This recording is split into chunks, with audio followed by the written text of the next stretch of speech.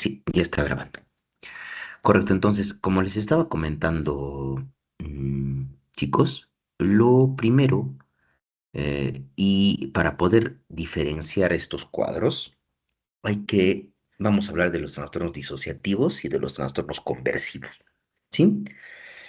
Primeramente, en los trastornos disociativos, chicos, lo que sucede es un fenómeno eh, difícil de repente de explicar desde el punto de vista neurobiológico, pero donde se separan de la conciencia. La disociación es un fenómeno, un mecanismo de defensa, donde se separan de la conciencia eh, ciertos contenidos de ciertas funciones psíquicas, porque probablemente el contenido de esa función psíquica específica no es tolerable para el individuo.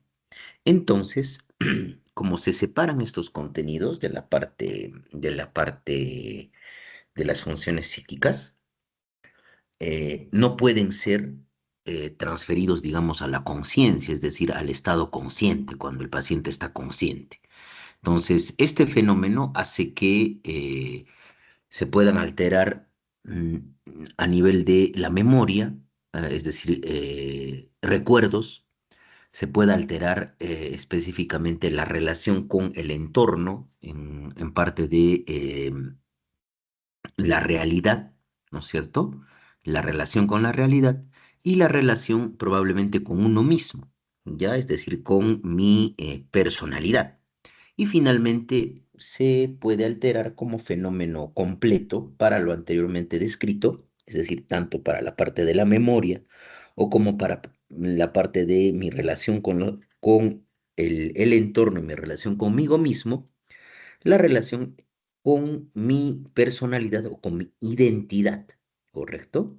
Entonces, ahí, chicos, hay que recordar que la disociación va a poder generar cuando se afectan ciertos recuerdos, la memoria, y hablamos ahí de amnesia disociativa, ¿correcto? Cuando uno no recuerda cosas, ¿sí?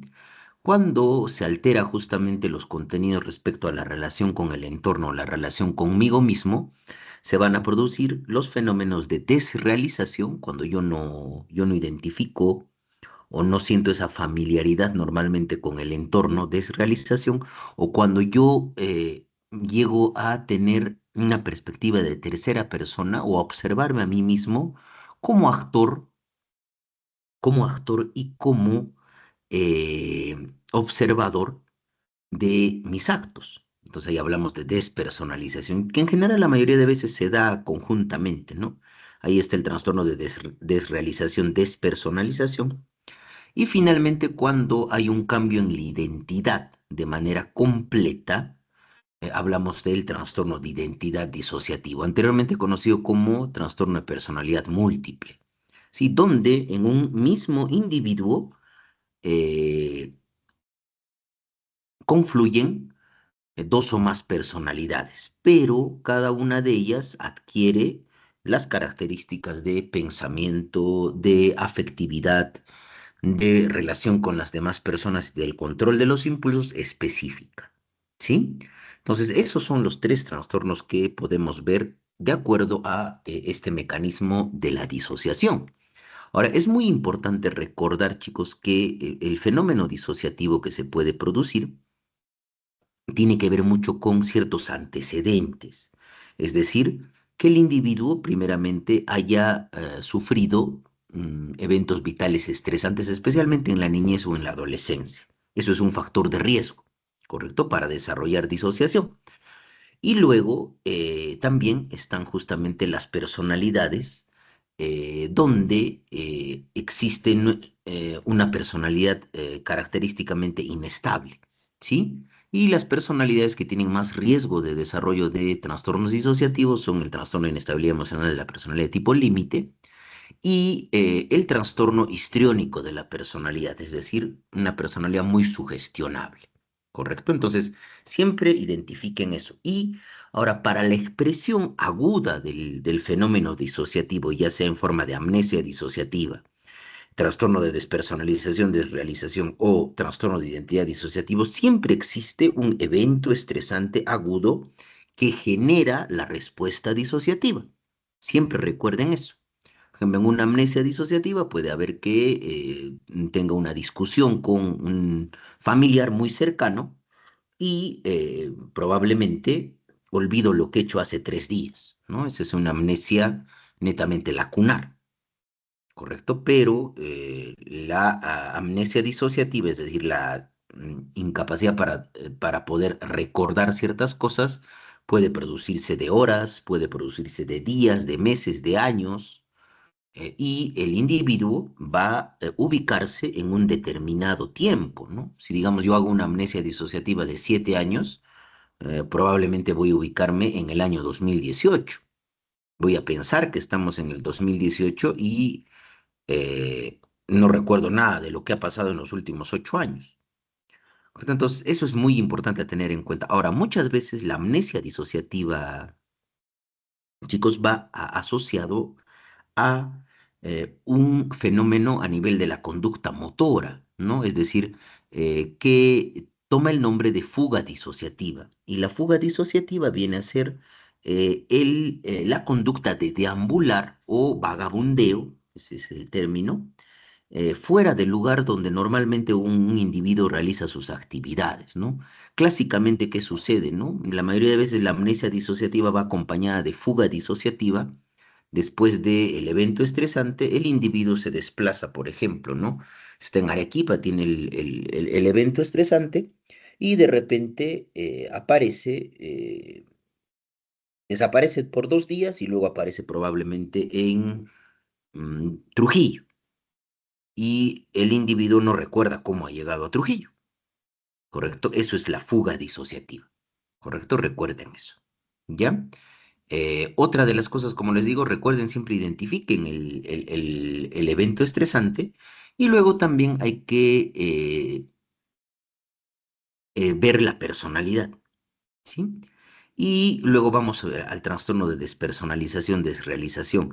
Recuerden, por ejemplo, que cuando hemos visto trastornos de ansiedad, muchas veces en un ataque de pánico puede haber esa sensación subjetiva de que yo me separo del entorno, ¿sí? Que es el fenómeno de desrealización, ¿no? Es decir, donde yo siento el entorno algo extraño o raro para mí. Se pierde esa conexión de familiaridad con el entorno que uno normalmente conoce, ¿sí? Esa es la desrealización. Y la despersonalización, como les digo, es un fenómeno donde el individuo experimenta ser observador y actor de sus acciones, ¿correcto? Es decir, es como si uno saliera de su cuerpo y se observa.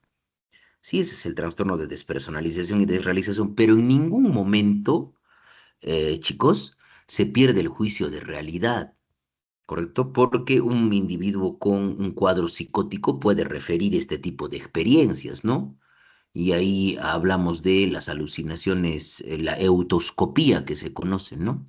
Pero eso netamente se observa en cuadros psicóticos donde se ha perdido el juicio de realidad. El individuo afirma que es algo real lo que le está sucediendo. Sin embargo, el paciente que tiene un trastorno de despersonalización y desrealización es consciente de la irrealidad de esa experiencia. Por eso le genera sufrimiento, ¿correcto? O malestar subjetivo. ¿Sí? Y finalmente, el paradigma de los trastornos disociativos viene a ser, chicos, el trastorno de identidad disociativo, donde al mismo tiempo se puede producir amnesia disociativa, fuga disociativa, despersonalización, desrealización y finalmente la presencia de dos o más personalidades en un individuo, ¿correcto? Entonces, nunca las dos personalidades llegan a fusionarse. ¿Correcto? Cada personalidad puede actuar de una manera diferente, ¿correcto? A nivel del lenguaje, a nivel de su afectividad, como una personalidad normal, ¿correcto?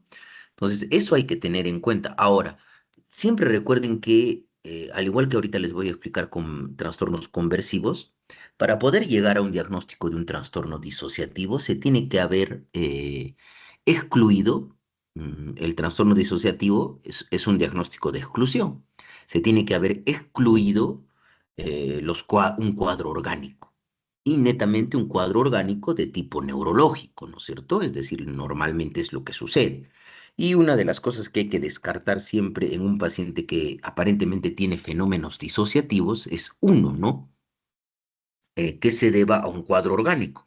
Y el cuadro que imita o remeda mucho los fenómenos disociativos es la epilepsia del lóbulo temporal. ¿Sí? Y luego también hay que descartar el uso de drogas disociativas, ¿sí? Que generan experiencias de irrealidad, ¿no? Ahí están pues las drogas alucinógenas. Está la dietilamina del ácido lisérgico, el LSD, está cannabis, está también la fenciclidina, ¿sí? Están también las anfetaminas que pueden generar ese tipo de experiencia. Y dentro de los fármacos, las benzodiazepinas pueden generar fenómenos de disociación, así como también un anestésico que se utiliza en inducción de la anestesia y también para realizar procedimientos quirúrgicos menores, que es la ketamina. Y ahí se puede hacer dependencia a la ketamina. ¿Correcto? Entonces, eso es lo más importante. El diagnóstico es de exclusión. Yo para decir que un paciente tiene un trastorno disociativo he debido descartar primeramente un cuadro orgánico, probablemente de tipo neurológico, y descartar el uso de sustancias psicoactivas, ¿no? O que se deba a síntomas de otro trastorno mental. Válgase decir, por ejemplo, un trastorno de pánico, donde en un ataque de pánico puede haber fenómenos de despersonalización y desrealización. Recuerden que también es muy frecuente los fenómenos disociativos asociados a eventos estresantes en pacientes con trastorno de inestabilidad emocional de la personalidad de tipo límite. Es por eso que en el tratamiento hay que tratar la comorbilidad, ¿correcto? Porque no hay un medicamento que nos permita de repente corregir esos fenómenos disociativos. Y de la mano con eso va justamente la parte de la psicoterapia, ¿sí? Entonces, estos cuadros son, pues, como les decía a mis alumnos en prácticas, son cuadros que están entre la neurología y la psiquiatría, ¿correcto? Luego vamos a hablar de otro fenómeno que también llega a ser incomprensible desde el punto de vista neurobiológico para la psiquiatría biológica, y lo único que lo explica es justamente la orientación psicodinámica, ¿no? Al igual que la disociación es un mecanismo de defensa, la conversión es un mecanismo de defensa. Pero miren, se van a dar cuenta por qué les explico esto en función conversivos y disociativos, porque si ustedes se dan cuenta, en los disociativos se alteran funciones psíquicas. No se pueden integrar a la conciencia o se apartan de la conciencia ciertos contenidos de funciones psíquicas. Sin embargo, la conversión es un fenómeno o es un mecanismo de defensa a través del cual ciertos contenidos o vivencias que ha experimentado el individuo son tan probablemente no puede manejarlo el individuo, que esos fenómenos o esos eventos se transforman en síntomas del sistema nervioso central o periférico, ya sea sintomatología sensitiva o ya sea sintomatología motora, ¿correcto? Recuerden eso. Entonces, al hablar de conversión, vamos a hablar de síntomas neurológicos sensitivos o síntomas neurológicos motores de la parte del control motor o de la parte del control sensorial. Entonces, casi la mayoría de veces, chicos, por más decir, ¿no? Esa es la gran comparación que hacemos con los trastornos disociativos, siempre existe el antecedente de eventos vitales estresantes, siempre. Y siempre hay la presencia de un evento estresante que desencadena, digamos, el fenómeno de conversión. Y esto se produce más que todo en personalidades, digamos, bien inestables. Es decir, igual, ¿no? El trastorno de inestabilidad emocional de la personalidad tipo límite, así como también en el trastorno histriónico de la personalidad se puede dar este fenómeno de conversión. ¿Y qué pasa, no? La sintomatología sensitiva o motora no coincide con probablemente una enfermedad neurológica específica dentro de la parte clínica neurológica específica que tenga síntomas sensitivos o tenga síntomas motores, ¿correcto? Si, por ejemplo, un paciente puede tener ceguera psicógena, y eso es lo que se denomina, ¿no? Ceguera psicógena. El paciente afirma que no ve, ¿no? Pero ¿qué pasa, no es cierto? Identificamos un evento estresante, aunque de repente para el paciente no es tan importante, pero para nosotros en la historia hay que identificar el evento. ¿Correcto? Y este extraño fenómeno de conversión hace que el paciente probablemente convierta esa situación en síntomas, por ejemplo, sensoriales, como les decía, la ceguera psicógena, ¿no? Entonces, esta ceguera no va a tener pues las características propias de una amaurosis por daño neurológico a nivel del sistema nervioso central, ¿correcto? No va a coincidir la clínica con la sintomatología que experimenta el paciente. Y cuando hagamos los exámenes de laboratorio, chicos, vamos a identificar que, por ejemplo, ¿no? Un paciente se le hace un fondo de ojo, no tiene ninguna alteración cuando lo evalúa neurología. O lo derivamos a oftalmología, le hacen una campimetría y la campimetría es normal. ¿Correcto? Eso, por ejemplo, para una ceguera psicógena. Y característicamente, una de las cosas muy importantes dentro de los trastornos conversivos, trastorno de conversión o eso para CIE-10 de conversión o trastorno de síntomas neurológicos funcionales para DSM-5 es que si yo, por ejemplo, hoy día, ¿no es cierto? De repente voy a descansar un momento y en media hora me levanto y no veo nada, probablemente me voy a preocupar y lo que inmediatamente voy a hacer es ir al hospital. Correcto, pero ¿qué pasa en los pacientes que tienen un trastorno conversivo? Se identifica, no en todos, ¿no? Pero psicopatológicamente se identifica un signo en la parte afectiva que se denomina bella indiferencia, ¿no? O belle indiference. Es decir, es el estado afectivo probablemente de calma, muy contrario, ¿no? A el déficit sensitivo o motor que pueda tener el paciente, ¿correcto?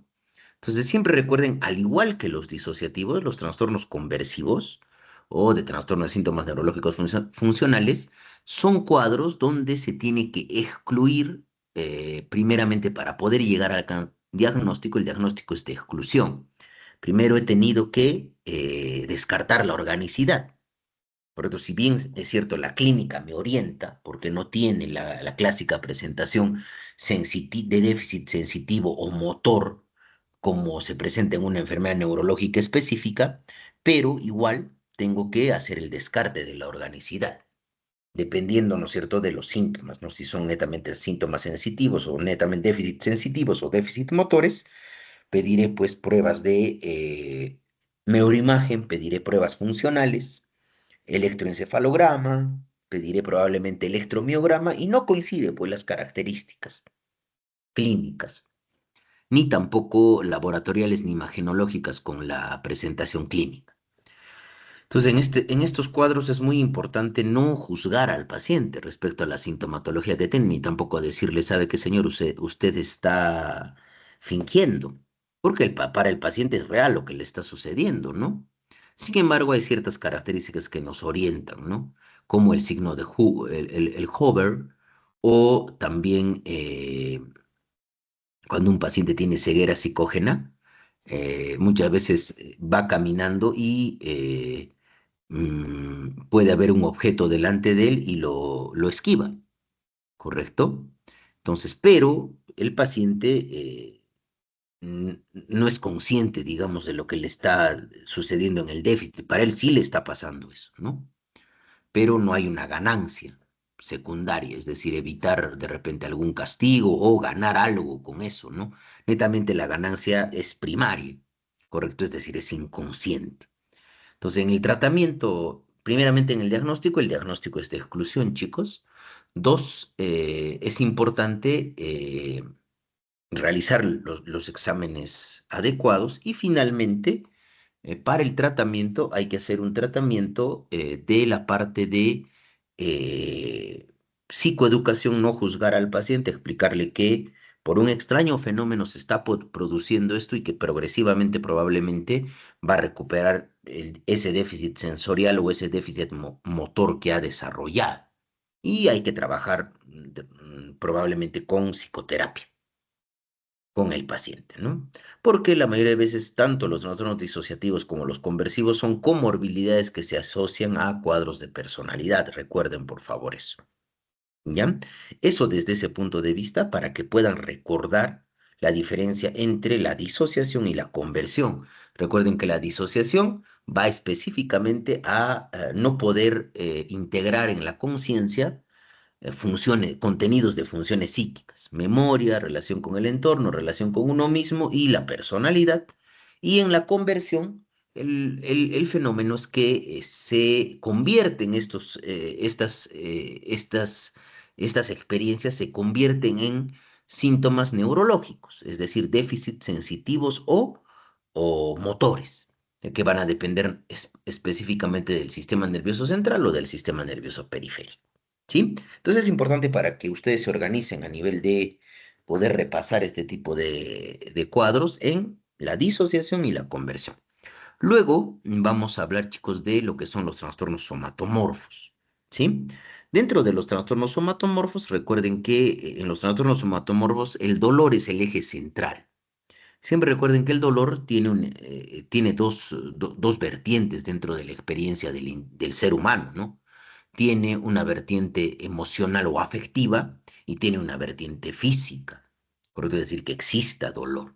Pero para cada uno de nosotros, cuando uno experimenta dolor, uno tiene ciertos pensamientos, la parte cognitiva del dolor.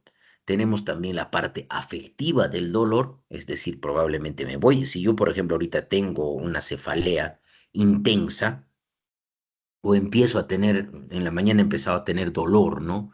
Inicialmente periumbilical y luego va migrando a mi fosa ilíaca derecha y persisto ahorita hasta este momento con el dolor, voy a sentirme preocupado porque probablemente porque soy médico conozco que eso pueda ser una apendicitis y voy a empezar a hacer expectativa aprensiva respecto a lo que podría pasar con ese dolor y voy a tener una conducta. ¿Cuál es la conducta normal? Ir al hospital, ¿no?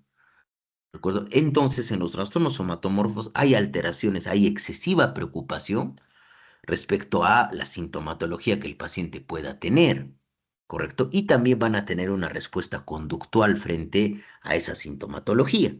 Entonces, ahí tenemos en los trastornos somatomorfos dos grandes grupos de trastornos, chicos, ¿no? Uno viene a ser el trastorno de somatización o trastorno de síntomas somáticos, somatización para CIE-10, trastornos de síntomas somáticos para DSM-5, donde el paciente tiene múltiples quejas, incluso hasta muchas veces inespecíficas, en varios aparatos o sistemas. Si el paciente se queja probablemente de dolor articular, el paciente se queja probablemente de distensión abdominal, luego el paciente se puede quejar de dolor muscular o contractura muscular, luego de repente el paciente se puede quejar de boca seca, puede quejarse también de estreñimiento, diarrea asociados, ¿correcto? Es decir, son varios síntomas en varios aparatos, pero el paciente va a tener, digamos, esta preocupación y característicamente lo que hace es ir de especialista en especialista, ¿correcto? Y va a tener una historia de múltiples ensayos con varios fármacos, ¿sí? Con varios fármacos sin resolución completa de la sintomatología, ¿correcto? Y es lo que hace, pues, el paciente es hacer peregrinaje médico de especialidades. Probablemente si tiene dolor articular va al reumatólogo, si tiene dolor o distensión abdominal va al gastroenterólogo, si tiene probablemente molestias a nivel de la piel va al dermatólogo y así va rotando por diferentes especialistas, pero el paciente nunca se calma por lo que le expresa el especialista, ni tampoco tiene una respuesta completa a la medicación que se le da. Entonces, es el trastorno de somatización o de síntomas somáticos, donde hay múltiples quejas, pero el paciente no llega a poder, digamos, identificar un cuadro, una enfermedad específica, en el trastorno de síntomas somáticos o de somatización. Y luego tenemos el trastorno hipocondríaco o trastorno de ansiedad por enfermedad. Es donde el paciente va a tener síntomas restringidos a un determinado aparato y probablemente puede tener los síntomas, chicos, los tiene, pero la preocupación es excesiva, pero esa preocupación va asociada a una determinada enfermedad. Si un paciente, por ejemplo, puede tener él puede sentir de repente un cambio a nivel de la espina de la tibia, ¿no es cierto? Él refiere que tiene un tumor ahí en la espina de la tibia y está seguro de que tiene un osteosarcoma. Si el paciente refiere que tiene una determinada entidad nosológica y el paciente que va a buscar hace peregrinaje, pues, ¿no? Médico, pero hace peregrinaje con una misma especialidad, recuerden, ¿no? Entonces este paciente probablemente que puede identificar una tumoración en la espina de la tibia de una de sus piernas, va a empezar a ir primeramente donde un traumatólogo, después irá donde un oncólogo clínico, después irá a un cirujano oncólogo, se hará sacar radiografías, se hará sacar probablemente incluso hasta biopsias, pero al final no llega a tranquilizarse. El paciente sigue pensando de que tiene una determinada enfermedad específica. ¿Correcto? Recuerden eso. Ese es el trastorno de ansiedad por enfermedad o trastorno hipocondriaco. Entonces, igualmente, estos trastornos, chicos, son cuadros donde hay que descartar siempre una patología orgánica y donde la evaluación o el diagnóstico tiene que ver mucho con la parte de la personalidad. ¿Correcto? Y de esa manera se evita de repente que el paciente llegue a realizarse, por ejemplo, un paciente con trastorno hipocondríaco puede llegar a realizarse múltiples, un paciente, por ejemplo, que pueda pensar que tiene cáncer de colon. Se va a realizar múltiples colonoscopías y al final, digamos, está tan seguro de que tiene un tumor o que al médico que le ha realizado las colonoscopías se le ha pasado el tumor, puede llegar incluso hasta buscar a un cirujano de abdomen y buscar hacerse una laparotomía exploratoria y con todas las consecuencias que conlleva, digamos, las complicaciones de los múltiples procedimientos. Recuerden eso. Ahora, en el tratamiento hay que hacer psicoeducación y el paciente tiene que tratar de tener un solo médico, ¿no? Hay una carta, digamos, para el manejo de los síntomas somáticos o de los trastornos somatomorfos, ir trabajando sobre el paciente y luego se tiene que hacer probablemente una reestructuración cognitiva, porque muchos de estos pacientes tienen un incremento, digamos, de la atención o de la focalización de la atención hacia el cuerpo, ¿correcto? Hacia el cuerpo, ¿sí? Eso de la parte de los trastornos somatomorfos, para que recuerden, ¿sí? Ahora, dentro del diagnóstico, como les digo, también es un diagnóstico de exclusión y en el tratamiento se da psicoterapia y en los cuadros de dolor, chicos es muy importante mm, utilizar fármacos que son antidepresivos inhibidores de la recaptación de serotonina y noradrenalina, ¿correcto? Acá, por ejemplo, son fármacos muy buenos, duloxetina, ¿no? Ahora, milnacipran, levomilnacipran no se tiene lamentablemente en nuestro país. O sea, probablemente esos pacientes pueden ir muy bien con estos antidepresivos o también se puede utilizar gabapentinoides, ¿no? Que son agonistas de los receptores sí, alfa 2 delta de los canales de calcio, lentos de los canales de calcio, y eso mejora, digamos, la transmisión. Y recuerden, por ejemplo, que la gabapentina, la pregabalina son medicamentos aprobados para el dolor neuropático o en las neuralgias, por ejemplo, del trigémino, se utiliza bastante gabapentina. O los neurólogos, ustedes que están llevando neurología clínico-quirúrgica, a veces utilizan antidepresivos tricíclicos como la amitriptilina para el manejo del dolor neuropático. ¿Correcto? Pero estos pacientes también van muy bien con los duales, ¿no? Que son inhibidores de la recaptación de serotonina y noradrenalina, especialmente duloxetina, que tiene mayor bloqueo noradrenérgico, y serotoninérgico, que permite la mejora del dolor, ¿correcto? Y luego, como les digo, es un diagnóstico de exclusión y En este tipo de trastornos hay que descartar la causa orgánica y finalmente recién después de haber descartado todas las causas orgánicas, yo puedo afirmar que este paciente tiene un determinado trastorno somatomorfo. Con múltiples quejas en varios sistemas o aparatos, es el trastorno de somatización o trastorno de síntomas somáticos, y cuando el paciente cree que tiene una determinada enfermedad asociada a los síntomas expresados en un solo aparato, hablamos de un trastorno hipocondríaco o trastorno de ansiedad por enfermedad. ¿Correcto? Acá, chicos, es muy importante también hablar de la personalidad, ¿correcto? Porque se presenta justamente mucho en personalidades que son probablemente muy influenciables, ¿no? La personalidad histriónica, la personalidad límite o en individuos que tienen estos rasgos.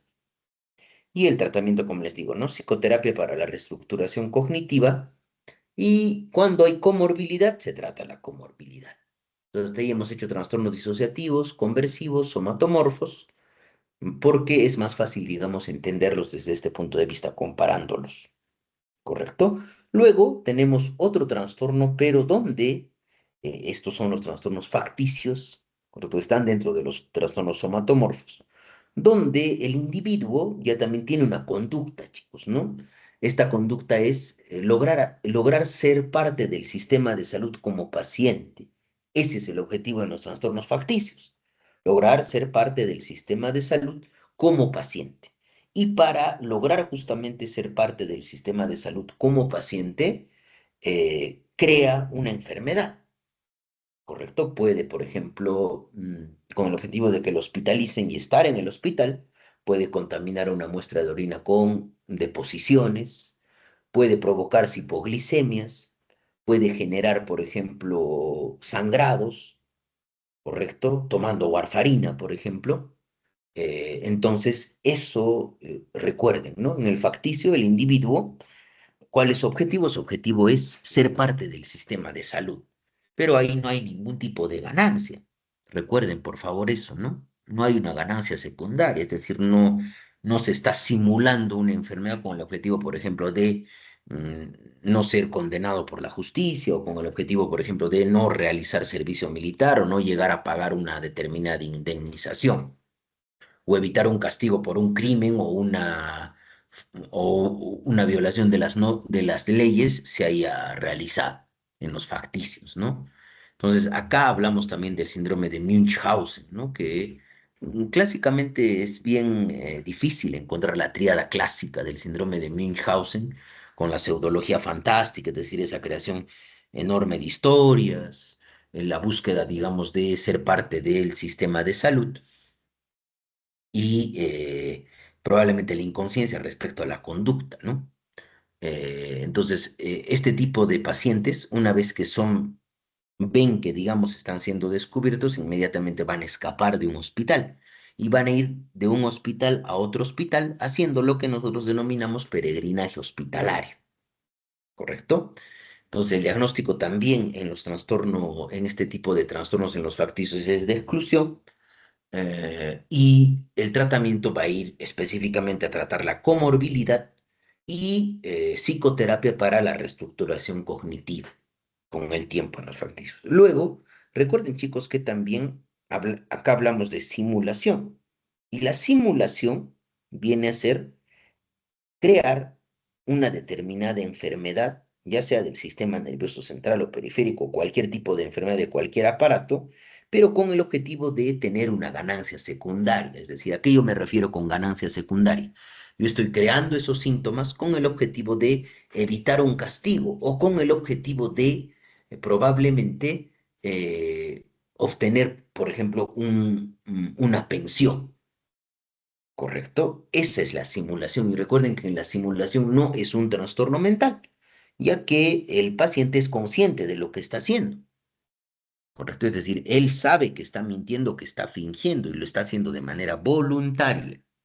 ¿Correcto? Pero ahí la gran diferencia es la ganancia, ¿no? Acá hay una ganancia secundaria. ¿Correcto? Entonces, es muy frecuente en el trastorno disocial de la personalidad y el tratamiento en la simulación probablemente ya escapa muchas veces de la propia psiquiatría, ¿no? Porque lo que vamos a ir a tratar es la personalidad. ¿correcto? Entonces, hasta ahí hemos hecho trastornos disociativos, todo lo que son los trastornos somatomorfos, ansiedad por enfermedad, trastornos de síntomas somáticos, disociativos conversivos y facticios.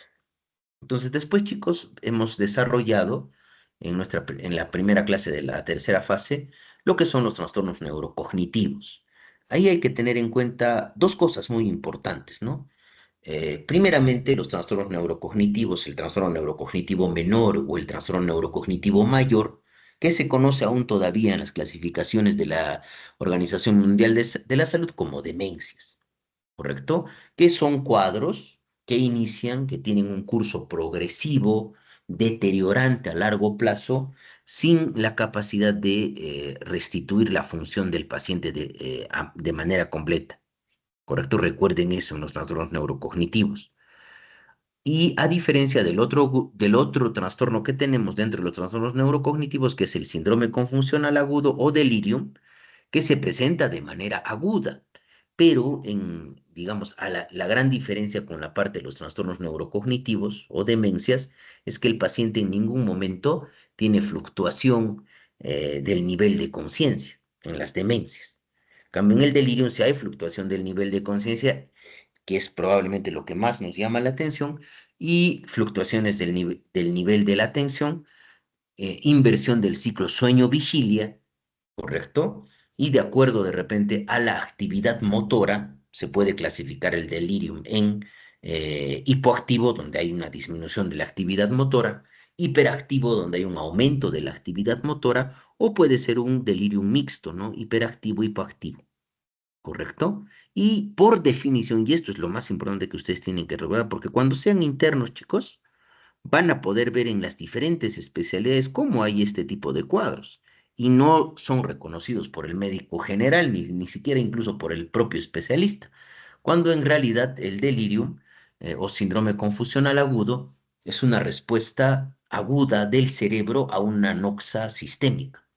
Es por eso que existe una enfermedad médica que explica el desarrollo de la sintomatología, ¿correcto? Eso es lo que hablamos a nivel del delirio.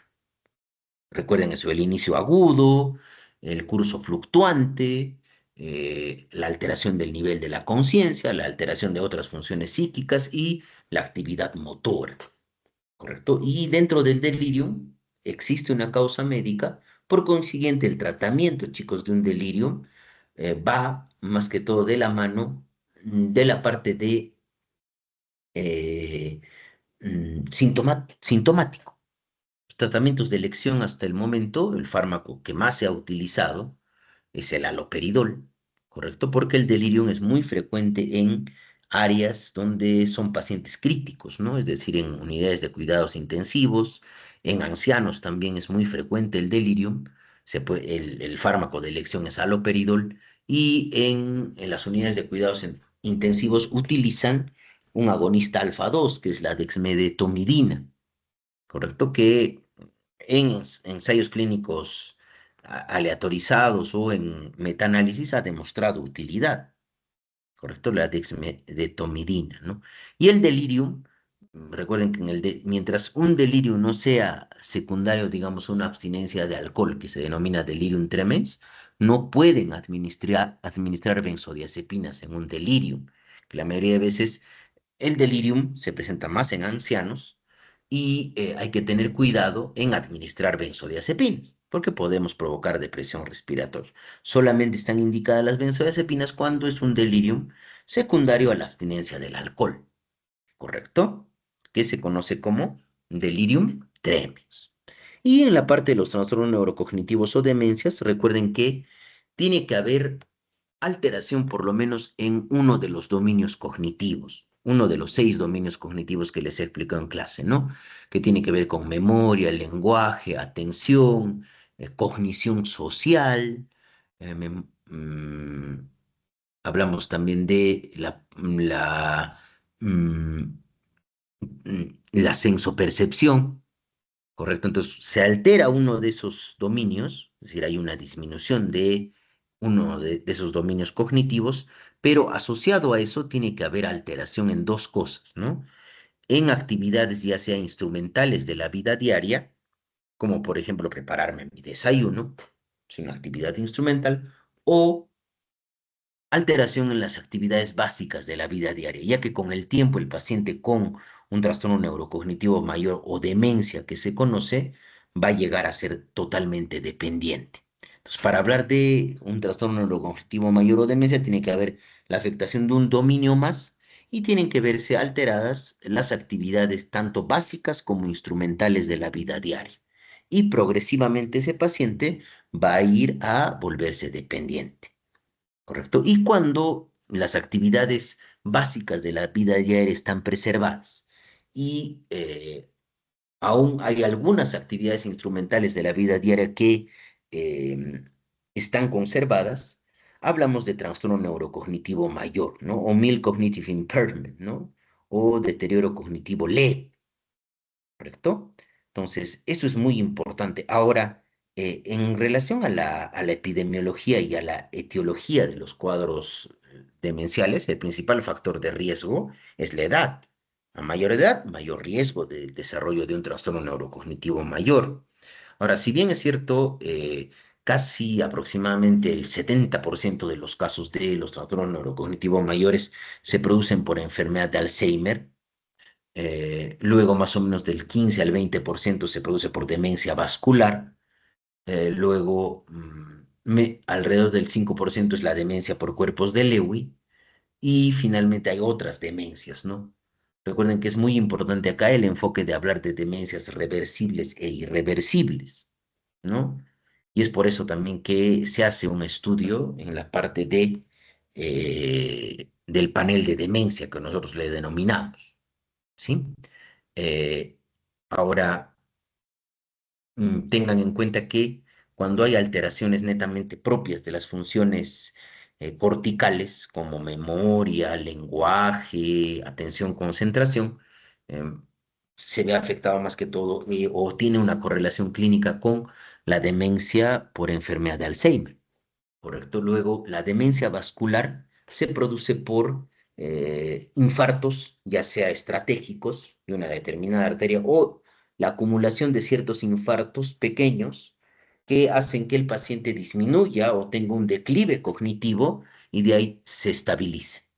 Entonces, la evolución normalmente de una demencia vascular es escalonada, ¿no? Es decir, disminuye el funcionamiento cognitivo y de ahí persiste en el mismo nivel, ¿sí? Eso es la demencia vascular. Luego, la demencia por cuerpos de Lewy, por ejemplo, es una demencia bien peculiar por la clínica que tiene, chicos, ¿no? Es probablemente una de las demencias donde existe alucinaciones visuales, ¿correcto?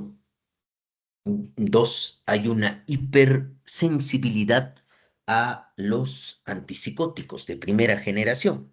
Es decir, un paciente que tiene una demencia por cuerpos de Lewy, demencia por enfermedad de cuerpos de Lewy, se le coloca un antipsicótico típico, haloperidol, ¿no es cierto? O se le puede dar flufenacina y va a tener mayor exacerbación de la sintomatología como efectos secundarios de la administración de ese medicamento, ¿no?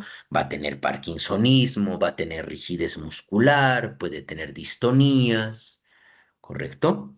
Entonces, aparte de las alucinaciones visuales, otra de las cosas es que a veces hay fluctuaciones en el nivel de atención y finalmente en la demencia mm, por cuerpos de Lewy, el paciente va teniendo pues el impacto funcional, ¿no? Las alucinaciones y aparte de eso es muy importante la evaluación, digamos, al familiar, ¿no? O al compañero o a la pareja, ya que se tiene justamente un trastorno del comportamiento del sueño REM, donde el paciente en la noche empieza a patear, ¿correcto? Y no recuerda y muchas veces, digamos, golpea a su compañero de cama o a su compañera de cama o finalmente en la mañana se despierta con toda la ropa de cama en el piso. ¿Correcto? Entonces, lo más importante, chicos, es realizar pues un diagnóstico precoz, ya que hay bastante vulnerabilidad genética para el desarrollo de las demencias. Si bien es cierto, el objetivo es que lleguemos, digamos, a un diagnóstico casi etiológico, pero muchas veces es bien difícil, ya que un solo paciente tiene hipertensión que va a generar cuadros de puede provocar, digamos, aumento o isquemia de algunos vasos a nivel cerebral, y al mismo tiempo también no solamente tiene ese cuadro de hipertensión, ¿no? Tiene diabetes que genera una arteriopatía. Entonces, muchas veces en la clínica per se, es decir, en la parte de la vida real, hay más que todo demencias mixtas, eso es lo que predomina más. Otra demencia que ustedes tienen que recordar es la demencia frontotemporal. En la demencia frontotemporal, lo que se afecta es el córtex prefrontal y el lóbulo temporal. Entonces, al afectarse el lóbulo temporal, se altera la memoria y además hay cambios en el comportamiento en el paciente que tiene una demencia frontotemporal, donde probablemente se empieza a tener desinhibición verbal, desinhibición sexual. ¿Correcto? Y a veces, muchas veces, conductas de hiperoralidad, es decir, bastante deseo de comer. Y es lo que se conoce, digamos, como cambio de personalidad. Era una persona normalmente muy asequible, muy educada, respetuosa, pero después, al desarrollar la demencia frontotemporal, empieza mm, a hablar con un lenguaje soez, procaz, ¿correcto? Entonces, eso es muy importante dentro de las demencias. Y el resto de demencias, pues chicos, no es, es importante que ustedes solamente conozcan las más frecuentes. Entonces, el diagnóstico siempre tiene que ir en busca de poder identificar una demencia reversible. Entonces, las demencias reversibles son aquellas que se producen, uno, ¿no? Por hidrocefalia normotensiva. Entonces, para poder hacer el descarte de eso, tengo que tener una neuroimagen. Las deficiencias vitamínicas también pueden generar disminución en los dominios cognitivos, especialmente de ácido fólico, así como también de cianocobalamina, o sea, vitamina B12. Es por eso que en el la batería de exámenes que pedimos, solicitamos dosaje de vitaminas. Luego también el hipotiroidismo está muy asociado a disminución de de la función normal de los dominios cognitivos. Por eso también pedimos TSH. Ahora también hay, aparte de la epilepsia del lóbulo temporal, que era gran imitadora en la parte de disociación, así como conversión, es muy importante en los cuadros de demencia descartar que sea producido por una etiología infecciosa. Acá entra justamente la sífilis, la neurosífilis, VIH, hepatitis B o virus que tengan cierta neurotropicidad, ¿no? Es decir, ir hacia el sistema nervioso central. Entonces, ahí hacemos el diagnóstico diferencial. ¿Correcto? Y finalmente, el tratamiento, recuerden chicos, es que en el tratamiento mm, no hay un tratamiento actualmente que genere una cura específica, ¿no? Ya que el curso natural de un trastorno neurocognitivo va a ser el deterioro final y al último, que el paciente desarrolle una dependencia completa. Es decir, el tratamiento farmacológico simplemente retrasa las agujas del reloj del envejecimiento. Es decir, se le da, digamos, mayor tiempo de vida sin síntomas y mayor capacidad justamente para que pueda tener una calidad de vida adecuada, ¿no? Entonces acá tenemos dos tipos de fármacos. Los inhibidores de la colinesterasa, que hacen que no se degrade la acetilcolina y exista más acetilcolina, ¿correcto? Aquí están donepezilo, ribastigmina y galantamina. Y eso se utiliza más que todo para las demencias entre leves a moderadas, pero más hacia la parte leve, eh, inhibidores de la acetilcolinesterasa.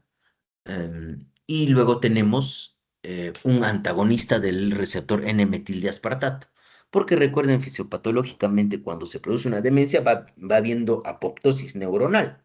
Entonces, como esta neurona libera todo su contenido interno en el líquido cefalorraquídeo, ¿qué va a empezar a haber? Va a haber excitación neuronal o sobreexcitación neuronal generando más daño y muerte neuronal, ¿no? ¿Y qué es lo que hace este fármaco que es un antagonista de receptor N-metildiaspartato? Bloquea la entrada de sodio a una determinada neurona desarrollada por la activación de ese receptor en N-metil de aspartato por glutamato, ¿correcto? Recuerden eso.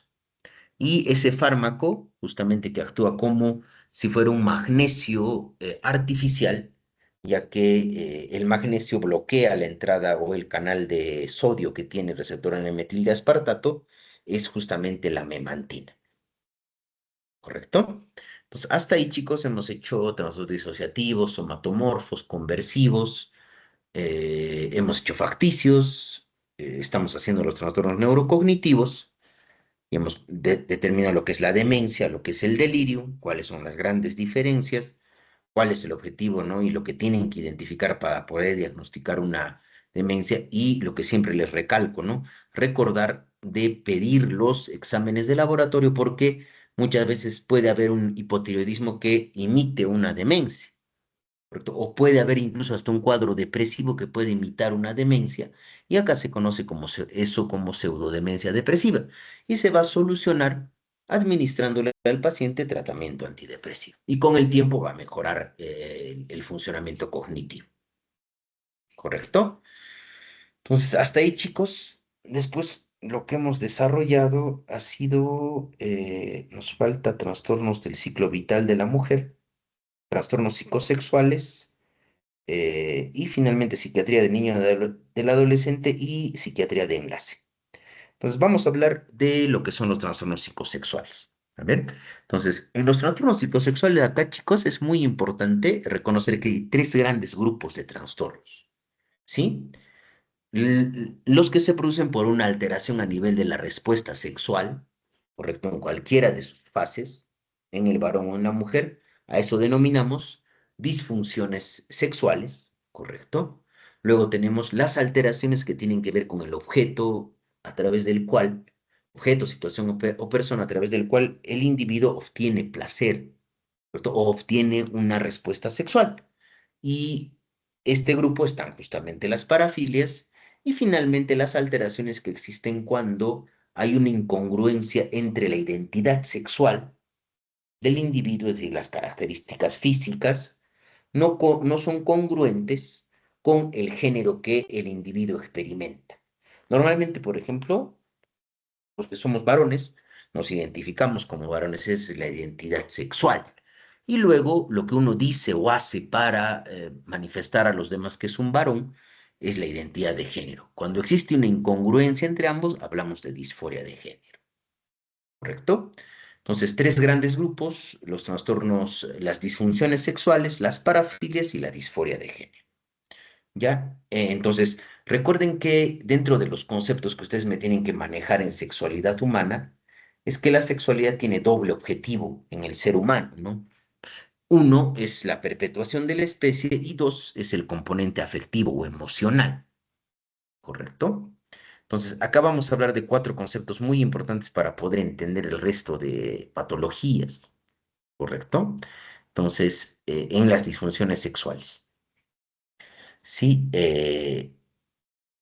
hablamos primeramente de la identidad sexual, que viene a ser la identificarme con mis caracteres sexuales, tanto primarios, secundarios como terciarios, ¿correcto? Y identificarme con mi dotaje cromosómico, 46XX para la mujer, 46XY para el varón.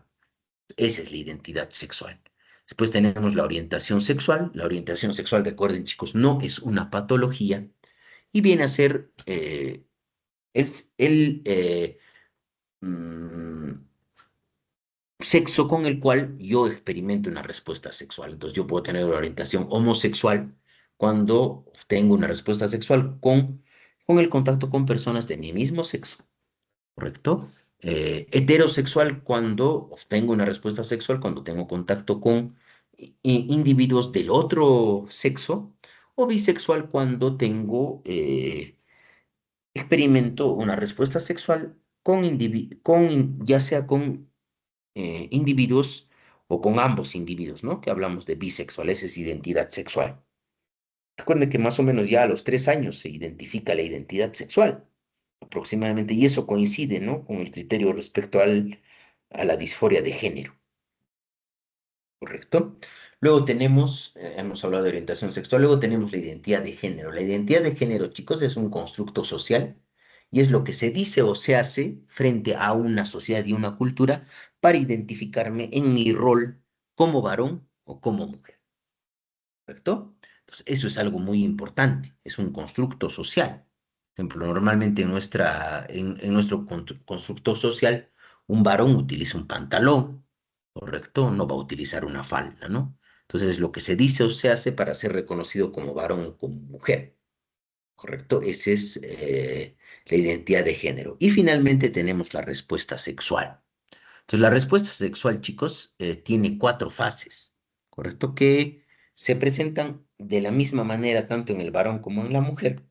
La primera fase es la fase del deseo, donde se elicita, digamos, una respuesta sexual, ¿sí? La fase del deseo. Después, dos, tenemos la fase de la excitación, que en el varón culmina justamente con la erección peniana, y en la mujer es bien difícil poder separar la fase del deseo de la excitación. Sin embargo, algunos autores indican que el aumento de la lubricación, la congestión sanguínea perineal, ¿correcto? Tienen que ver con la fase del deseo, excitación en la mujer, ¿correcto? ¿Sí? Luego, después de la primera fase, que es la fase del deseo, luego tenemos la fase de la excitación, finalmente tenemos la fase del orgasmo. En el varón coincide justamente con la eyaculación. Y después de experimentar una eyaculación, un varón, y también de acuerdo a su edad, tiene un periodo de resolución con un periodo refractario. ¿Ya que me refiero con un periodo refractario? Es que no va a volver a poder experimentar una erección posterior a eso, ¿sí? Ese es el periodo refractario. En cambio, en la mujer se pueden experimentar varios orgasmos seguidos, ¿correcto? Esa es la gran diferencia entre el varón y la mujer. El varón coincide justamente el orgasmo con la eyaculación, en cambio en la mujer se puede tener varios orgasmos y después se lleva a la fase de resolución. Entonces, alteraciones en una determinada fase, en cada una de las fases, ya sea en el varón o en la mujer, vamos a encontrar dentro de las disfunciones sexuales, ¿no? Que uno, recuerden, están presentes por lo menos 6 meses. Dos, se ha tenido que descartar una causa orgánica de esa disfunción sexual, porque si es orgánico, ya se va a la parte orgánica. Mm, Tres, esta disfunción sexual se presenta entre el 75 al 100% de la actividad sexual del individuo. Y se haya tenido que descartar también la presencia de un trastorno mental que puede explicar de repente algún tipo de estas alteraciones, ¿no? Dentro de la respuesta sexual normal. ¿Mm? Luego, chicos, vamos a ir desarrollando, ¿no? Por supuesto que el objetivo para ustedes en pregrado es que conozcan los cuadros o las disfunciones sexuales más frecuentes. Dentro de la fase del deseo, eh, el más frecuente es, digamos, el trastorno de deseo-excitación de la mujer, donde hay una disminución del deseo sexual en la mujer. Tiene que ver mucho factores psicológicos, biológicos, sociales y culturales, por supuesto que sí. Pero, en general, todas las disfunciones sexuales van de la mano con terapia sexual. Pero para una mujer que tiene un trastorno de deseo-excitación eh, femenino, hay un fármaco aprobado por la FDA, que es un agonista 5-HT1A que incrementa el deseo sexual. Y este fármaco justamente es la flibanserina, ¿correcto? Flibanserina, ese es el fármaco. En el varón también a veces hay disminución del deseo, ¿no? Pero este más que todo tiene que ver, chicos, con la respuesta al estrés en el varón, ¿correcto? Que puede haber, digamos, disminución del deseo. Luego tenemos la fase de la excitación, que culmina en la erección peneana en el varón y es bien difícil, como les decía, separar la fase del deseo de la fase de la excitación en la mujer. Entonces, en el varón es probablemente el cuadro más frecuente que se presenta, que viene a ser la dificultad uno para obtener una erección, para poder mantener una erección o la disminución de la sensación subjetiva de dureza en la erección a nivel del cuerpo peneal. Entonces, estos pacientes, primeramente se le ha descartado lo orgánico, pues tienen dificultades para poder obtener, mantener o disminución de la rigidez peneal. Entonces, para este tipo de pacientes asociado a la terapia sexual se puede iniciar con inhibidores de la 5-fosfodiesterasa, como sildenafil o vardenafil o tadalafilo, y consecutivamente o de manera paralela se va haciendo terapia sexual. ¿Correcto? Las alteraciones en la fase del deseo, excitación en la mujer son muy similares, más que todo en la parte de excitación, donde la mujer no llega de repente a experimentar la respuesta sexual normal, ¿no? Es decir, no hay lubricación y posteriormente va a generar problemas eso al momento de que llegue a realizar o a tener una conducta sexual con su pareja. Luego tenemos en la fase del orgasmo, que en el varón coincide con la eyaculación. Entonces, después del trastorno eréctil o la disfunción eréctil que ahorita les he explicado, está justamente después de eso el trastorno de eyaculación prematura o eyaculación precoz, donde el individuo experimenta el orgasmo de manera muy rápida, ¿no? Si tiene una eyaculación en menos de 60 segundos y incluso se va calificando la gravedad de acuerdo al tiempo. Entonces no es necesario que se aprenda en el tiempo, sino simplemente que el diagnóstico es eyaculación prematura.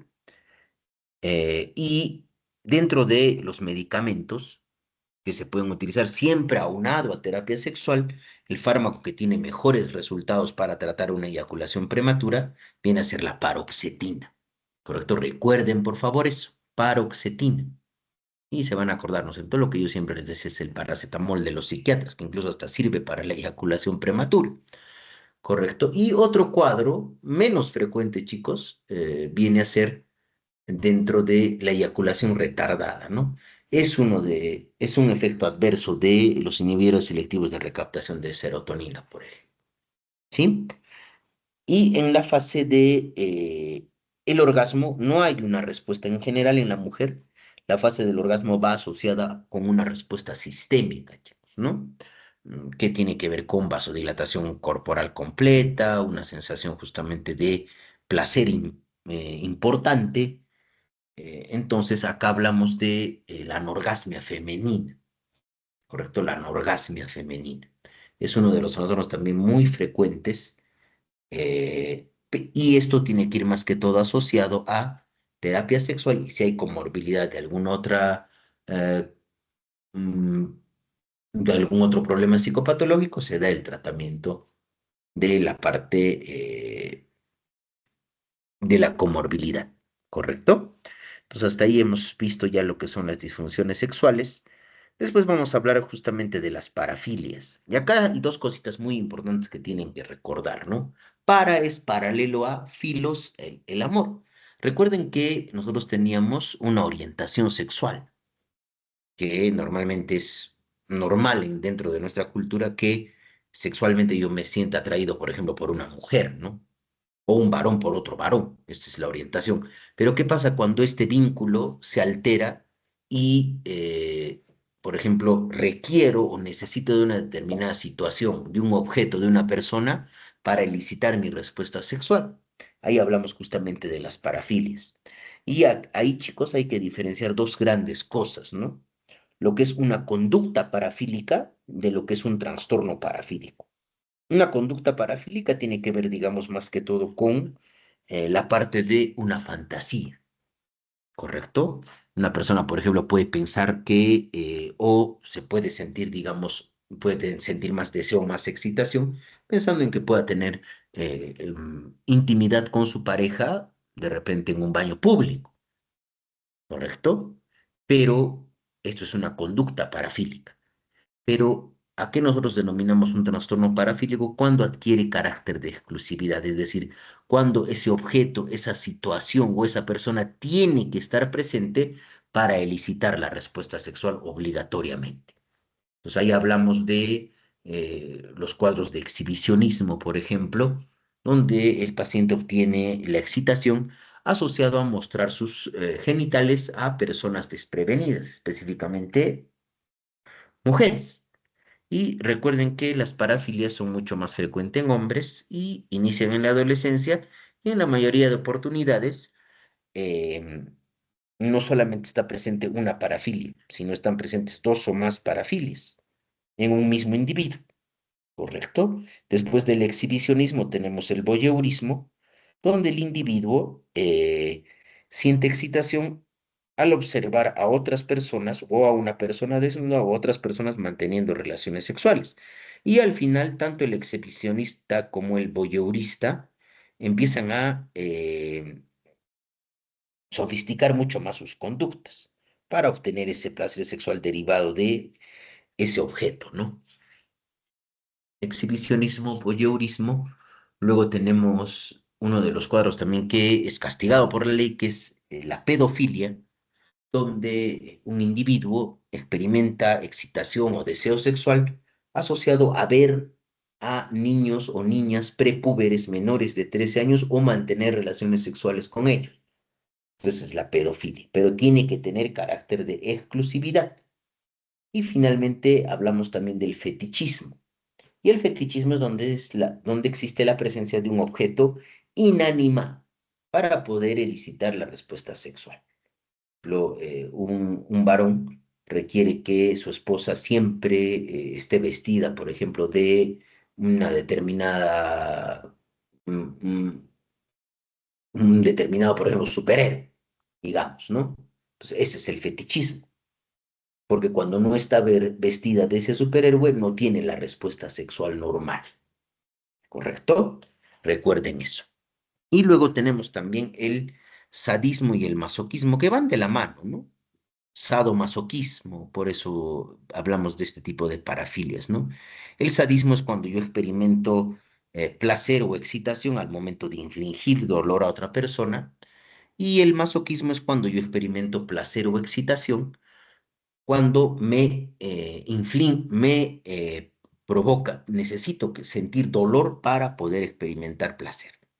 Y hay un grupo importante de las parafilias y normalmente un paciente con un trastorno parafílico es poco probable, chicos, que llegue a la consulta psiquiátrica, ya sea llega por que algún familiar o la propia pareja o la esposa lo ha descubierto, ¿correcto? O que es derivado por la parte judicial.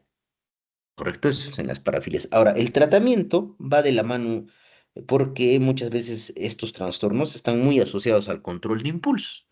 Va de la mano utilizar floxetina porque también con eso disminuye el deseo sexual y la psicoterapia con reestructuración cognitiva para volver a que el paciente empiece a asociar la respuesta sexual con una conducta desde el punto de vista social, cultural normal.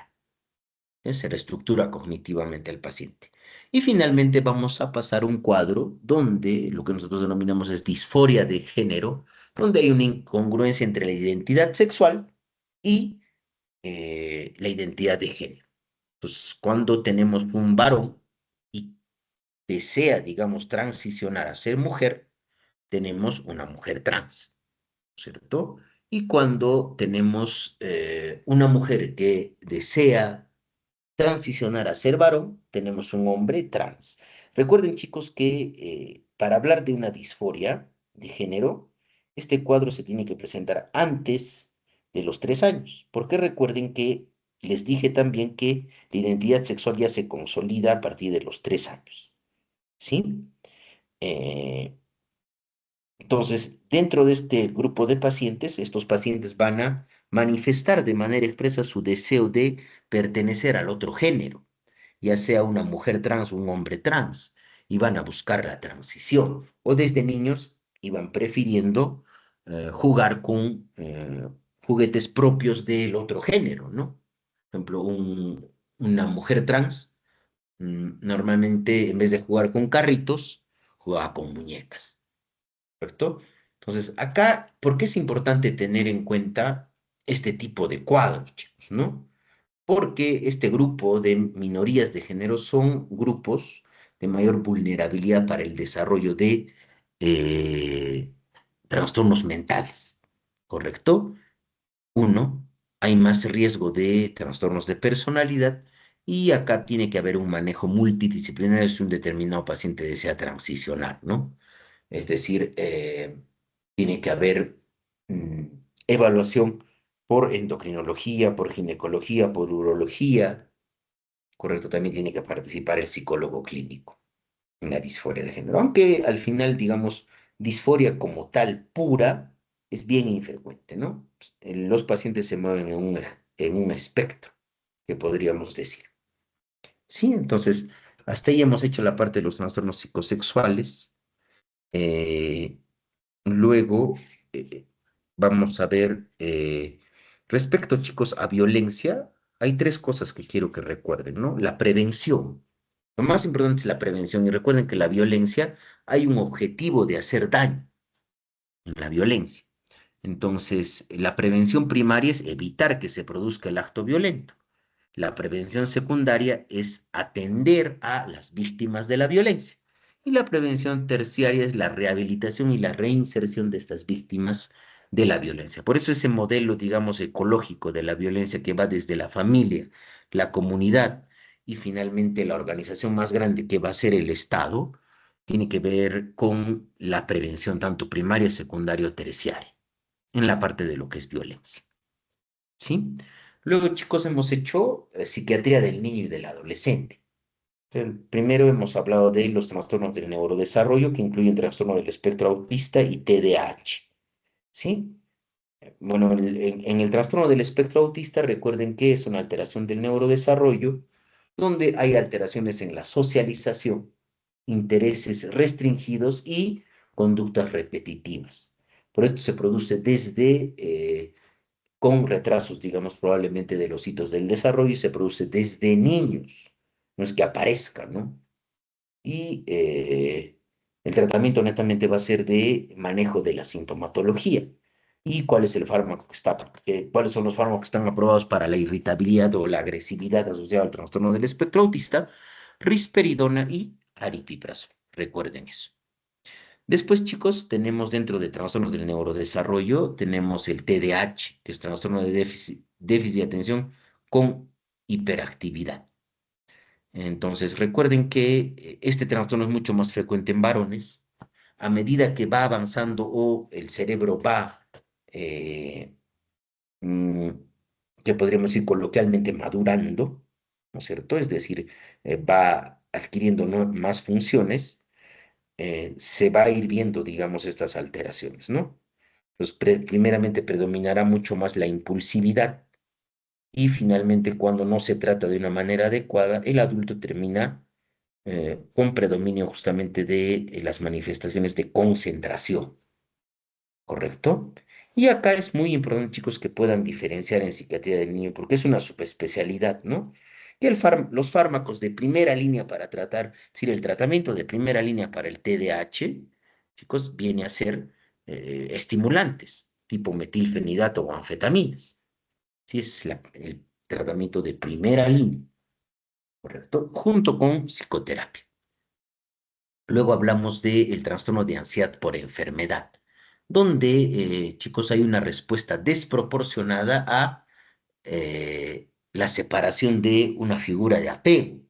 Y el niño, característicamente, recuerden que en psicopatología, en la parte psicopatológica, el niño, mientras más pequeño sea, tiende a expresar la sintomatología psiquiátrica a través del cuerpo. Recuerden, por favor, eso, ¿no? Y ahí hablamos del trastorno de ansiedad por separación, donde el niño o la niña no tiene miedo o le preocupa separarse de el papá o mamá, porque piensa que les puede suceder algo. Entonces muchas veces estos niños manifiestan corporalmente dolor abdominal con el objetivo de que mamá se quede con ellos. O sea, hay un miedo excesivo y desproporcionado a que les pueda pasar algo a la familia, ¿sí? Ahora, diferentes puntos respecto a la depresión en los adolescentes, ¿no? Toda depresión en un adolescente tiene que ser bien evaluada, chicos, para descartar que sea realmente depresión, ya que si es varón y es adolescente y tiene eh, deseos, ¿no es cierto? O ideas con contenido autolítico, hay que proceder a hospitalizarlo de manera inmediata. Esa es la gran diferencia respecto a la depresión, ¿no? Y la presencia de irritabilidad. Puede haber irritabilidad en un paciente deprimido adolescente, ¿correcto? Luego, después de eso, ya hemos hablado de la ansiedad, la depresión, hay que hablar, chicos, de lo que son los trastornos de conducta. Entonces, lo que yo quiero que recuerden es que los trastornos de conducta son cuadros predictivos del desarrollo de trastornos de personalidad a largo plazo. Entonces, la conducta o comportamiento es el respeto a las normas y reglas y adaptarme, digamos, a mi entorno, sin generar sufrimiento a las demás personas. Entonces, acá hay dos cuadros, ¿no? El trastorno negativista desafiante, donde el niño o el adolescente desafía las figuras de autoridad, desafía a su profesor, desafía a sus padres, pero en ningún momento llega a tener conductas francamente disociales como robo, búsqueda probablemente de quemar cosas, ¿correcto? Hasta ahí no llega. Y regresa a casa este niño, ¿no? Con un trastorno negativista desafiante o oposicionista desafiante. Y el trastorno de conducta disocial, que es el precursor, chicos, los, de los cuadros del trastorno disocial de la personalidad. Recuerden, por favor, eso dentro de los trastornos de conducta. Y ahí van de la mano el manejo farmacológico, especialmente fluoxetina o sertralina, y la psicoterapia. Porque estos pacientes sí tenemos que tratar de intervenir para evitar que se transforme, que ese cuadro de conducta, posteriormente cuando cumpla 18 años, se transforme en un trastorno de personalidad. Eso es en psiquiatría del niño y del adolescente. ¿Sí? Y finalmente, chicos, lo que vamos a hacer es los trastornos del ciclo vital de la mujer y lo que viene a ser psiquiatría de enlace interconsulta y atención primaria. Los trastornos del ciclo vital de la mujer, recuerden que por ciclo vital nosotros entendemos, chicos, el periodo fértil de la mujer, desde que inicia la menarquia hasta que tiene la última menstruación, la menopausia. Entonces, en este tiempo donde la mujer puede procrear, se pueden dar, es mucho más frecuente los trastornos de ansiedad y los trastornos afectivos depresivos. Y luego viene probablemente, entre todo ese ciclo vital, se puede producir el trastorno disfórico premenstrual. Entonces, lo que yo quiero que diferencien es lo que es un síndrome premenstrual y lo que es un trastorno disfórico premenstrual. El síndrome premenstrual, chicos, va asociado a dolor durante el sangrado, es dolor durante el flujo sanguíneo menstrual, ¿correcto? Ahí hay dolor en el síndrome premenstrual. ¿Y pueden haber síntomas emocionales? Sí, ¿no? Y en el trastorno disfórico premenstrual tiene que ver con sintomatología afectiva, irritabilidad, labilidad, ¿correcto? Pero esto está asociado a la fase estrogénica del ciclo menstrual de la mujer. Se produce 14 días antes, 14 días antes de probablemente que inicie el ciclo menstrual. Y cuando aparece el ciclo menstrual, mejora la sintomatología y la paciente probablemente mejore también. A diferencia del síndrome premenstrual, donde la sintomatología estaba asociada al propio sangrado, ¿correcto? Y clásicamente esto se tiene que repetir en dos ciclos menstruales consecutivos para hablar de trastorno disfórico premenstrual.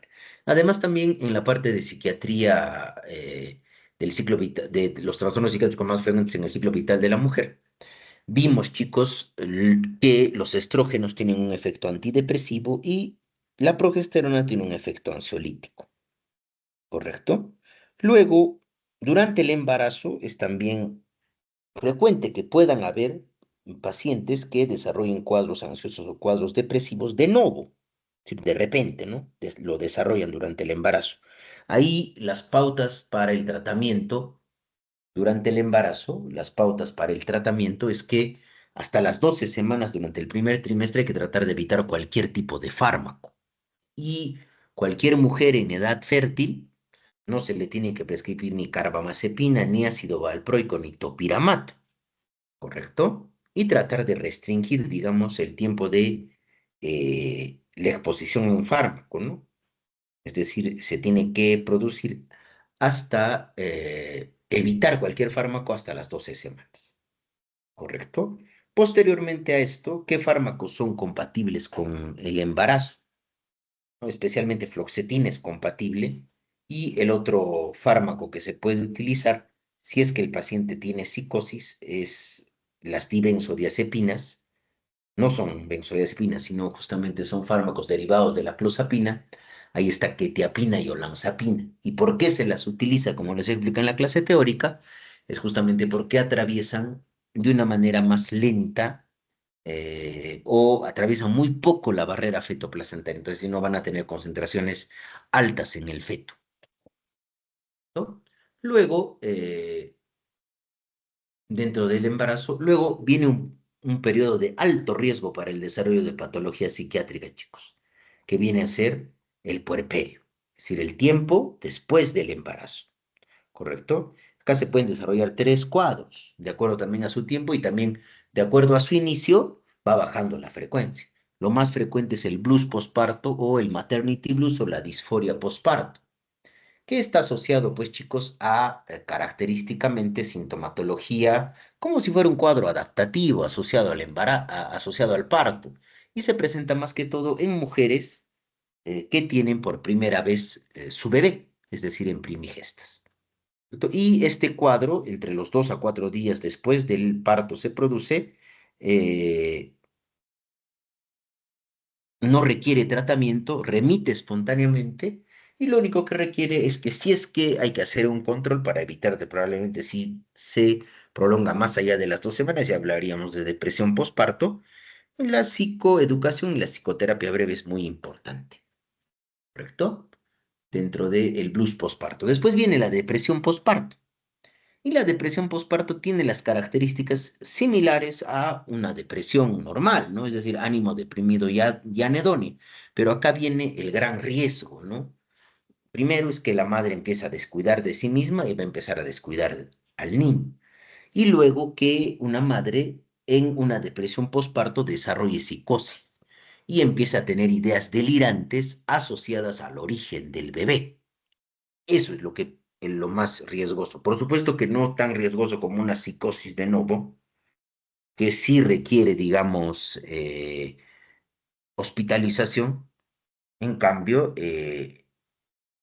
por el alto riesgo de infanticidio, en cambio, en la depresión, ya sea una depresión grave, una grave con síntomas psicóticos, sí se hospitaliza para evitar las complicaciones en el cuidado del recién nacido, ¿correcto? Y finalmente tenemos un cuadro bien estrepitoso, chicos que viene a ser la psicosis puerperal, es decir, donde el paciente tiene, semeja mucho a un estado confusional agudo, donde hay ideas delirantes, alucinaciones, pensamiento desorganizado, ¿correcto? Y acá el tratamiento, chicos, son fármacos que tengan, como es puérpera, lo más importante es no nunca suspender la lactancia materna. En la parte de antidepresivos son útiles la sertralina, ¿no? Y si la paciente hace igualmente un cuadro psicótico, es muy importante poder utilizar dibenzodiazepinas, es decir, eh, quetiapina o olanzapina, ¿correcto? Entonces, hasta ahí estamos desarrollando eh, esa parte, ¿no? Y en la psicosis puerperal, como les estaba explicando, chicos, hay un cuadro de desorganización, ¿no? Y las alucinaciones y los delirios. Y ahí hay que utilizar antipsicóticos. Inicialmente, probablemente como se hospitaliza a la paciente, antipsicóticos vía parenteral, haloperidol, y posteriormente se hace el cambio a la vía oral de elección son olanzapina o quetiapina, ¿sí? Para este tipo de cuadros, ya que son más compatibles con la lactancia en la psicosis puerperal. Y recuerden también que en la depresión postparto, chicos, hay un fármaco aprobado por la FDA que es un análogo de la alopregnenolona que actúa sobre los receptores GABA. Es el único antidepresivo endovenoso que existe, que es la brexanolona. Sí, finalmente en los cuadros, chicos, del climaterio, o en la perimenopausia y en la menopausia posterior a este, siempre hay disfunción vasomotora. Y hay más que todo cuadros depresivos porque disminuyen pues completamente los estrógenos y disminuye el efecto antidepresivo de los mismos. Entonces, acá son dos cosas, ¿no? O damos terapia de reemplazo hormonal con estrógenos progestágenos o damos un antidepresivo. Y de preferencia hay que utilizar un antidepresivo dual, ya que el antidepresivo dual mejora las crisis vasomotoras en la paciente con una depresión en el climaterio, ¿correcto? Entonces tengan en cuenta, chicos, eso, ¿no? Los tiempos es lo más importante, ¿no? En la depresión, el blues posparto aparece entre los 2 a 4 días posterior al embarazo. La depresión posparto aparece entre las 2 semanas hasta los 12 meses. Y la psicosis puerperal aparece entre las 2 a 4 semanas. Sí, hay que tener en cuenta eso. Luego es importante, chicos, también que veamos lo que es psiquiatría de enlace. La psiquiatría de enlace es justamente la rama de la psiquiatría que, como su nombre lo indica, enlaza a la psiquiatría con el resto de especialidades médicas. Siempre, chicos, yo quiero que recuerden, ¿no? Si yo tengo una paciente con sintomatología ansiosa que está viniendo con taquicardia y es joven, probablemente yo no voy a hacer un diagnóstico de ataque de pánico por primera vez sin antes pedirle un eh, cardiograma. Tengo que descartar primero lo orgánico, siempre, ¿no? Al igual, esto es, digamos, muy aleccionador o muy ilustrativo en los cuadros disociativos, conversivos, ¿no? En eso es bien ilustrativo. Siempre hay que tratar de ver. Ahora, también en la psiquiatría de enlace, la psiquiatría de enlace tiene tres tipos de objetivos, ¿no? Uno es la propia atención clínica, dos es la investigación y tres es la capacitación. Pero acá tenemos que ver, darnos cuenta que en un hospital general es donde más psiquiatría de enlace se hace. Y tengan en cuenta, por ejemplo, que en los extremos de la vida siempre yo tengo que tener mucho cuidado al momento de prescribir medicación, ya que el niño recién nacido tiene más funcionamiento hepático y el adulto mayor primeramente ha disminuido su masa muscular, no hay mucha agua, por eso los medicamentos los sedan rápido, ¿correcto? Y la otra parte que tienen menos funcionamiento hepático renal, ¿no? Esto en psiquiatría de interconsulta o enlace.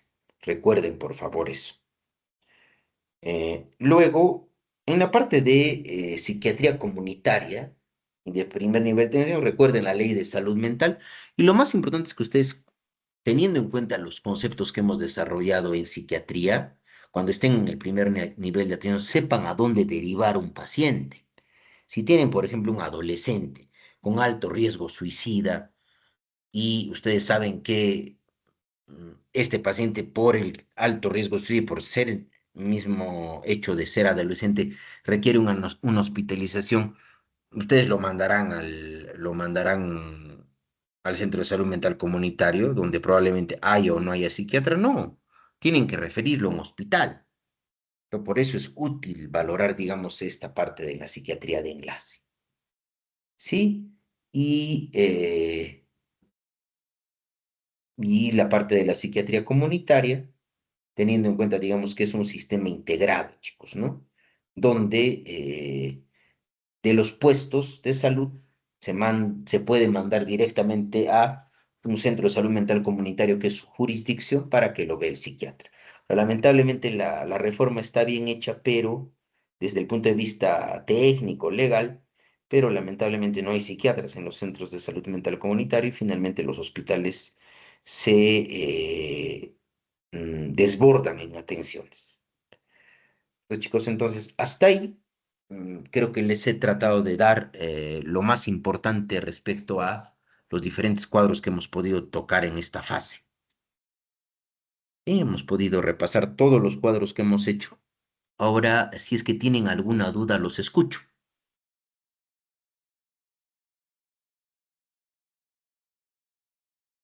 A ver, chicos, levanten la mano si tienen alguna duda para resolverla.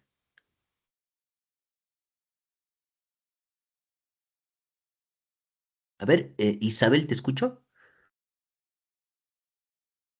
Buenas noches. La última parte y también del A hospital ver, y cuando a un ya, es que comunitario tienes que mental. ver, digamos, el tipo de patología a la cual te enfrentas y también cuando, según, digamos, el criterio, cuando requiere una atención de urgencia o cuando requiere una atención de emergencia. Una emergencia viene a ser un adolescente menor de 19 años con riesgo suicida alto. Y cuando tú lo evalúas y realmente está deprimido y previamente encima es varón y probablemente tiene intentos previos de suicidio, tiene un episodio depresivo con desesperanza. Ahí sí tienes que derivarlo a un hospital porque ese paciente requiere observación de emergencia. Porque mandarlo al centro de salud mental comunitario en ese estado el psiquiatra no va a poder resolver? Porque igual, como el médico del primer nivel de atención, lo ideal o la conducta es mandarlo a un lugar donde haya hospitalización en psiquiatría, a un nivel resolutivo más alto, ¿sí? Y cuando tú mandas un paciente a un centro de salud mental comunitario, cuando probablemente tiene un cuadro de ansiedad que no conlleve de repente riesgo suicida, o cuando tiene un episodio depresivo leve o moderado. ¿Correcto? Ahí tú lo envías, ¿no? O incluso si, digamos, no tienes, porque no todas las microredes tienen un centro de salud mental comunitario cerca, chicos, ¿no? Los centros de salud mental comunitario están alejados, especialmente en las provincias donde se hace el servicio rural urbano marginal. Entonces, el objetivo es que tú puedas tratar ustedes puedan tratar algunos cuadros de ansiedad o depresión, que son los más frecuentes, que se pueden ver en el primer nivel de atención, en su establecimiento. Y cuando no haya respuesta, ahí ya lo van a mandar pues al centro de salud mental comunitario, ¿correcto? O a veces, muchas veces los centros de salud mental comunitario les remiten a ustedes pacientes para que ustedes sigan haciendo el control, el seguimiento y después siempre les estén haciendo su referencia al centro de salud mental comunitario. Entonces también ahí va a depender del criterio clínico y la patología que tenga la paciente. Si, por ejemplo, viene una adolescente con una anorexia nerviosa y con un índice de masa corporal menor a 12, con deshidratación, ¿qué tiene que primar ahí primero, chicos? Dentro de psiquiatría, por ejemplo, de enlace. Lo que tiene que primar primero es la patología médica. La paciente no se va a morir por la restricción de comida, se va a morir por las complicaciones que ha generado la restricción de la comida y del agua, ¿correcto? Eso es lo que tienen que tratar de determinar con el criterio clínico. Y para eso justamente se va desarrollando, chicos, eso, ¿no? Con todo. Y eso es donde ustedes van a aplicar todo lo que hemos aprendido en la primera, en la segunda y en la tercera fase de los diferentes trastornos, cuando se les presente un paciente, cuando ustedes sean internos en la parte de medicina, cirugía o pediatría o ginecología, se les presente un paciente con patología psiquiátrica o en el interín de la misma hospitalización desarrolle un cuadro adaptativo a la propia enfermedad médica, o vean delirium también, ¿no es cierto?, en el hospital, que es muy frecuente. ¿Sí?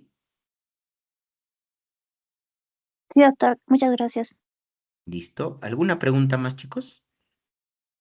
Los escucho. Levanten la manito. María Ángela Neira, te escucho.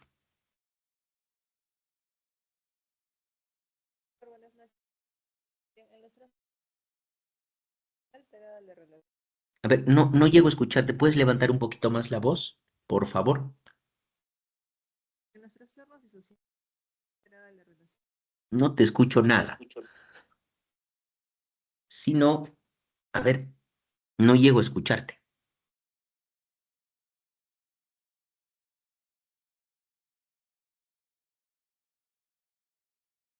Si no, puedes enviarme la pregunta por el chat. Debe ser de repente tu micrófono.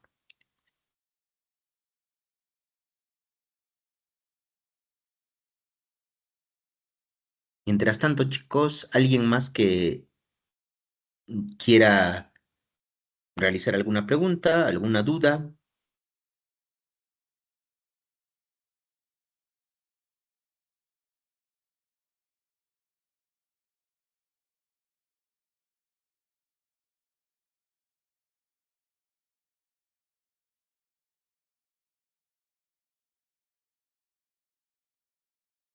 A ver, chicos, solo María Ángela y Joana Sí, Solano. doctor, buenas noches. A ver, te En escucho mientras María Ángela va escribiendo, me imagino. Te escucho. sí, sí, doctor, ¿se me escucha bien? Sí, sí, sí, te Ah, escucho. ya, gracias, doctor. En la droga disociativa, ¿era quetiapina o quetiamina? ¿O ketamina? Ketamina. Ah, ok, ya, Son doctor, drogas, gracias. es un anestésico disociativo que muchas veces se utiliza para cirugías menores. Es muy frecuente, por ejemplo, que lo utilicen para aspiración manual extrauterina en ginecología y a veces un paciente puede hacer disociación asociado a eso. Y siempre en el diagnóstico, como les he dicho, ¿no? Es un diagnóstico de exclusión. Hay que descartar un cuadro neurológico que pueda generar síntomas disociativos o la intoxicación por algún tipo de sustancia. ¿Correcto? Vamos a leer a ver la pregunta de María Ángel. En los trastornos disociativos están alteradas siempre la relación con la memoria, identidad y realidad. No entiendo muy bien cómo en el trastorno de despersonalización es consciente de lo irreal de la situación. Ya, miren, en los trastornos disociativos, eh, donde está alterado, chicos, en general, todas las funciones, ya sea de memoria, de relación con el entorno, de relación con uno mismo y de la personalidad, es en el trastorno de identidad disociativo. Ahí puede haber alteración de la memoria, de la identidad en la personalidad, de la realidad y de la relación con uno mismo. Pero cuando solamente está restringido a la función mnésica, es decir, solamente a la memoria, hablamos de amnesia disociativa. Cuando solamente está restringido a la parte de mi relación con el entorno o mi relación conmigo mismo sin pérdida del juicio de realidad. ¿A qué me refiero con juicio de realidad? Es que el paciente identifica esa alteración como algo no normal. ¿Correcto? Cosa que sería, digamos, la gran diferencia con un paciente que está psicótico y puede pensar que esa experiencia es real y está convencido de la realidad de su experiencia. ¿Sí?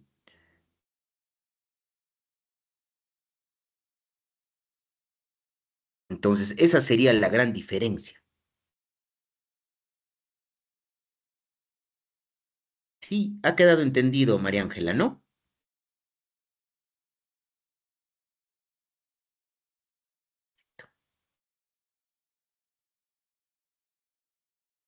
Ya. ¿Hay alguna pregunta más, chicos? Algo más que no haya quedado. A ver, Yomara Chantal Dueñas Andía. Te escucho. Sí, doctor, ¿se me escucha? Sí, sí, se te escucha.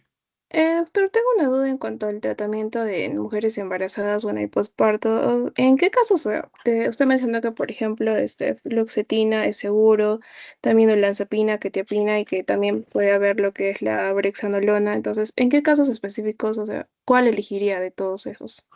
Ya, es que eso va a depender mucho del cuadro, ¿no es cierto? Si es una paciente primeramente que ya ha tenido un episodio depresivo y estaba siendo tratada con un determinado fármaco, si tiene, digamos, en el embarazo, pongámonos, digamos, en el embarazo, una paciente que de novo, es decir, de novo está desarrollando, ¿a qué me refiero de novo? Es su primer episodio de depresión en el embarazo. ¿Correcto? Entonces, primeramente hay que valorar si ese episodio depresivo es leve, es moderado, es grave con síntomas psicóticos. Eso es lo primero que hay que valorar. Si es leve, requiere solamente psicoterapia. Si es moderado, requiere tratamiento moderado, o grave con síntomas psicóticos, requiere tratamiento farmacológico. El grave y el grave con síntomas psicóticos requieren hospitalización, además de tratamiento farmacológico. Si es una paciente de novo, es decir, un primer episodio, el fármaco más seguro es la fluoxetina, de novo. Ahora, si a ese episodio depresivo es un episodio grave con síntomas psicóticos, tú tendrías que agregarle un antipsicótico. Ahora, ¿cuáles son los antipsicóticos que pasan menos en el embarazo? La barrera fetoplacentaria. Es quetiapina o olanzapina, uno de los dos. Para preguntarles dosis, ustedes en el pregrado no vamos a preguntar pues dosis, chicos, ¿no? Pero sí los fármacos que son compatibles, eso en el embarazo. Pero si es una paciente que ya ha tenido, digamos, no, tiene un cuadro depresivo y probablemente lo que tenemos que evitar es dar medicación durante las primeras 12 semanas, ¿no? Durante las primeras 12 semanas.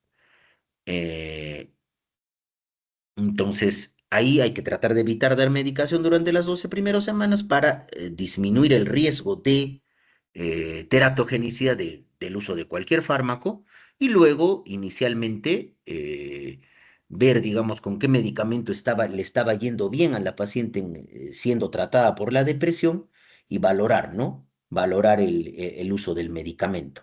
Ahora, si, digamos, estaba utilizando paroxetina, nunca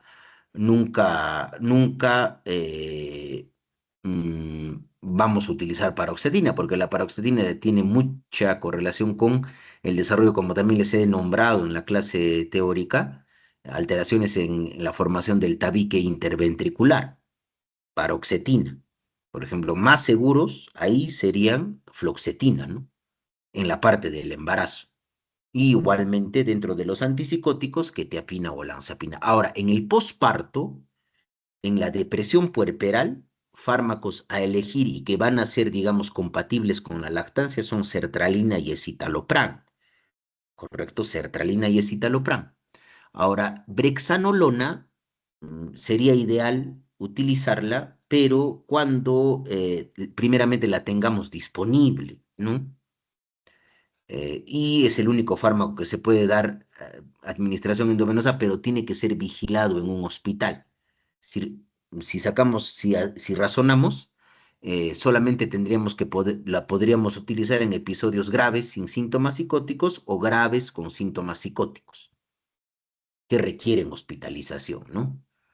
Y igualmente dentro de los antipsicóticos, lo más importante es utilizar quetiapina o olanzapina. Correcto. Y ya en la psicosis puerperal, sí, por supuesto, pues chicos, hay que tratar de, primeramente, le daremos un antipsicótico vía intramuscular, haloperidol, y luego haremos el pase o el ajuste en puente a quetiapina o olanzapina para la psicosis, tratando de preservar siempre la continuidad entre el vínculo que hay de apego entre la madre y el niño. ¿Correcto? Entonces, eso es lo más importante que tienen que tener en cuenta en el tratamiento, chicos, ¿no? Ahora, por supuesto que en ninguna mujer en edad fértil está indicado utilizar ni valproato ni carbamazepina y ahora se ha añadido, con lo que les puse de la última guía del 2025, se ha añadido topiramato, porque como se ha empezado a utilizar más por el uso de, digamos, seguro ustedes han visto esto en endocrinología, hay fármacos que se utilizan para la gestión del peso antes de desarrollar, digamos, una cirugía bariátrica.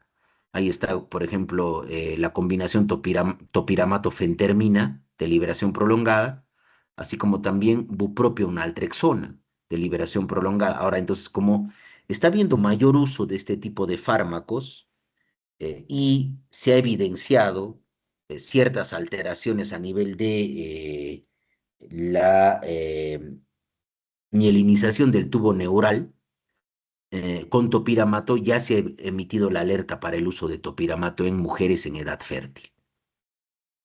¿Correcto? Eso es lo más importante a tener en cuenta. Sí, entonces, lo más importante ahí, chicos, es que durante las 12 primeras semanas se tiene que tratar de evitar utilizar cualquier tipo de fármaco, a menos de que sea estrictamente necesario sopesando riesgo-beneficio, ¿no? ¿Sí? ¿Quedó Sí, claro? doctor, gracias. Ujú, sí. Ya, listo, muy bien. ¿Alguna pregunta más, chicos?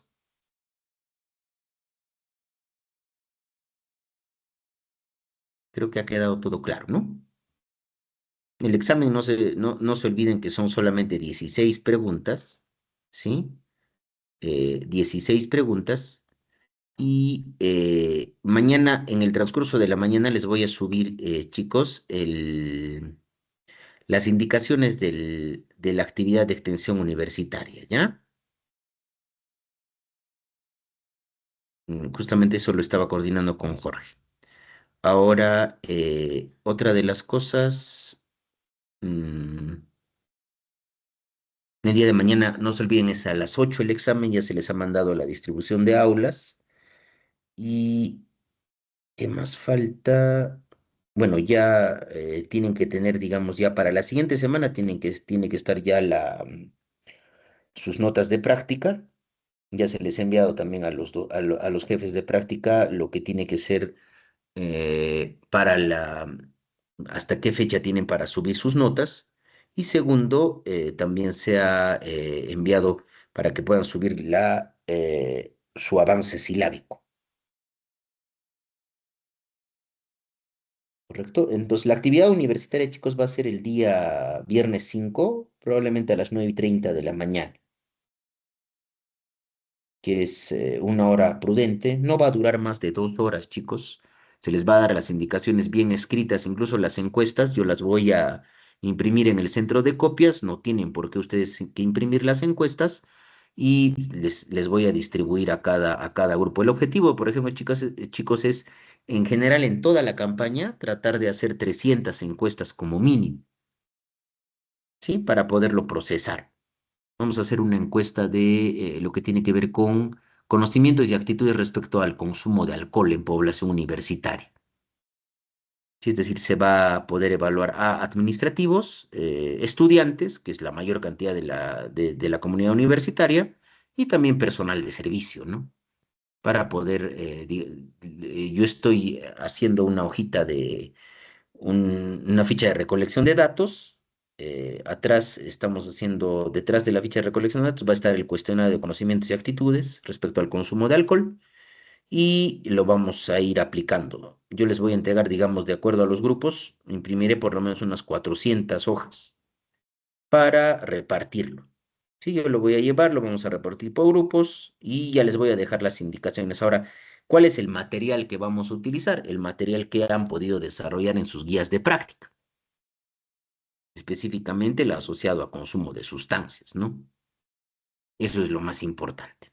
Entonces yo voy a hacer la distribución, no se preocupen chicos, ¿no? Ahora por grupo lo ideal es que hagan una pancarta y traigan su material. Y el resto, digamos, de las cosas, yo les voy a suministrar sacando las copias en la oficina de copias de la universidad.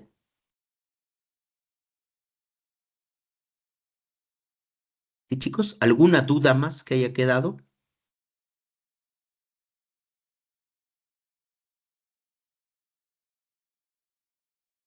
Con mis alumnos de prácticas, el examen es, por favor, a las 11 de la noche. Sí, el examen práctico. Ya está subido también el examen en el aula virtual. Pablo, te escucho. Sí, doctor, buenas noches. Sobre la actividad de responsabilidad social, ¿hay que subir Ujú. alguna evidencia al aula virtual o...? No, no, no, no, no, no, no, no. Yo soy el que hace Yo ya he conversado con la doctora Yasa, no se preocupen, porque la doctora creo que les puso un aviso que hay que Sí, subir una evidencias. actividad. No, no, no, no, no, no se preocupen. El que hace el informe, yo como coordinador, chicos, me encargo de hacer el informe, compartirlo con la doctora y compartirlo también con los jefes de práctica que acudan a a la actividad de extensión. Si no acuden los jefes de práctica a la actividad de extensión, no se les comparte el informe. Eso es lo que hemos quedado incluso en reunión de docentes. Y igual yo les voy a comunicar por mi parte en el grupo que tenemos que tienen que acudir a la actividad de extensión universitaria y también mañana voy a aprovechar con los jefes de práctica que se han comprometido para ir al examen en comunicarles. ¿Sí? No se preocupen.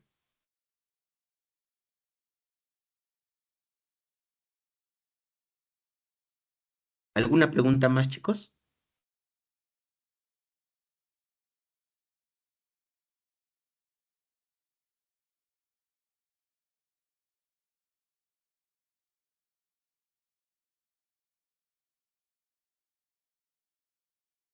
Ya. Entonces, no hay preguntas, ¿no? Creo que no.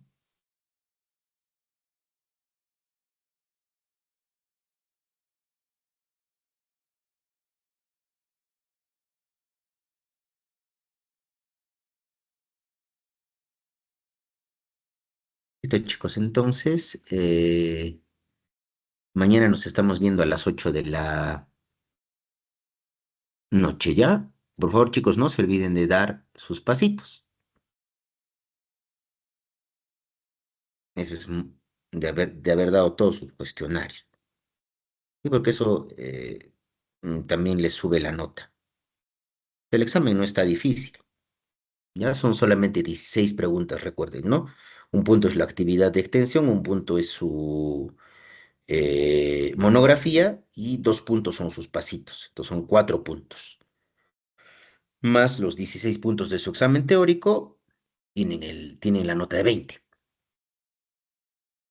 Ahora que nos estamos viendo, estamos conversando, chicos, ya antes, previamente el examen, espero que el curso haya sido de su agrado, hayamos colmado, digamos, las expectativas desde el punto de vista de conocimientos, así como también en la parte pedagógica. Por supuesto que la parte de las sugerencias, todo lo que ustedes nos pueden hacer es lo más importante para nosotros como docentes para ir continuamente mejorando y de repente afinando mucho más el curso.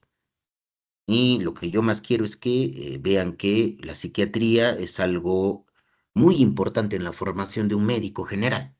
Tienen que tenerme conocimientos básicos respecto a psiquiatría y los va a ayudar en su práctica clínica diaria. El día de ayer, nomás solamente con mis alumnas de un grupo, veíamos interconsultas en el hospital y veíamos, ¿no? Cómo, eh, con lo que hemos podido aprender en el curso, podíamos ver cómo estaba mal prescrito algunos medicamentos prescritos por una colega especialista. Y eso a mí nos llamaba la atención a todo el grupo. Sí, entonces, eso es algo muy importante, chicos, ¿no? Y como yo siempre les digo, ¿no? Es función del docente enseñarles, ya que ustedes están, les vuelvo a repetir, ¿no? En una universidad privada en la cual ustedes pagan una pensión con el objetivo de recibir una educación médica de calidad, ¿correcto? Con estándares adecuados, con un nivel de conocimiento adecuado y donde el docente sea un facilitador del aprendizaje del alumno, no simplemente que se aprenda de memoria las cosas, chicos. La psiquiatría es hermosísima como rama. Sí, y espero que el curso haya podido colmar sus expectativas. Entonces, ustedes ya me conocen.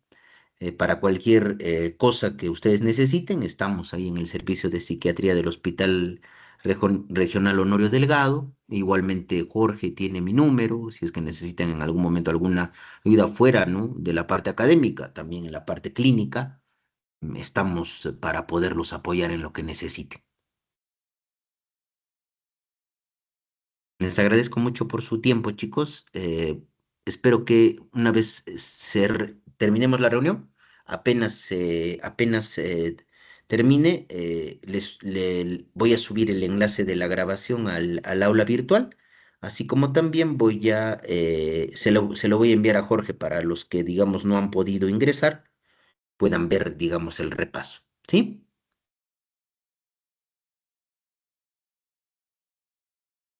Listo, chicos. Les agradezco mucho por su tiempo. Los dejo descansar y el día de mañana nos vemos a las 8 de la noche. ¿Sí? Muchísimas gracias. Que tengan muy buenas noches. Hasta luego, doctor. Buenas noches. Gracias, Hasta luego, doctor. Buenas noches, Gracias. doctor. Hasta luego, doctor. Gracias, doctor. Hasta luego. Buenas noches.